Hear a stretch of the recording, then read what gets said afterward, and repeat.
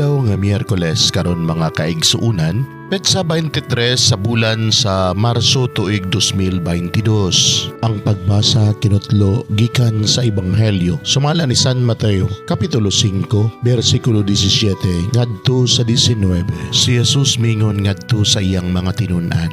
Ayaw ninyo na una nga mianhi ako aron pagsalikway sa balaod ni Moises og sa mga pagtulunan sa mga propeta. Wala ako mo anhi aron pagsalikway niini kundili aron pagtuman hinuon sa hustong kahulugan.